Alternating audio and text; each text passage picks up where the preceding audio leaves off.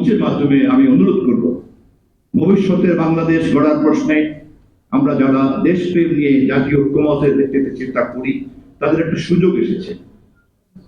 সেই সুযোগের ঐক্যটাকে যদি আমরা বেশি বেশি করে কার্যকরী করতে পারি, তাহলে জরুরি সংস্কারগুলিকে সম্পন্ন করে জাতীয় নির্বাচনের মাধ্যমে জনগণকে যুক্ত করে, রাষ্ট্রের মালিকদেরকে যুক্ত করে আমরা পরবর্তী কাজগুলি এই ঐক্যমতের ধারাবাহিকতাতে করতে পারব।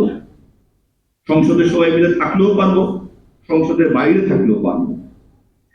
কিন্তু সাইফুল ভাইয়ের ভাষাটাকে ব্যবহার করে বলতে চাই, যারা এই সুযোগে গণিমতের মাল মনে করেন, নিজেদেরকে বিপ্লবী বলে দাবি করেন না, অথচ সুযোগ বুঝে বুঝে নৈরাজ্য তৈরি করে করে গুরুত্বপূর্ণ হওয়ার চেষ্টা করছেন, তাদের এই সমস্ত কাজের ভিড়ে, তাদের এই সমস্ত তৎপরতায় আমরা যারা চিন্তার দিক থেকে ঐক্যমত পোষণ করি, আমাদের ঐক্য চর্চার ক্ষেত্রে বাধা সৃষ্টি করতে পারে।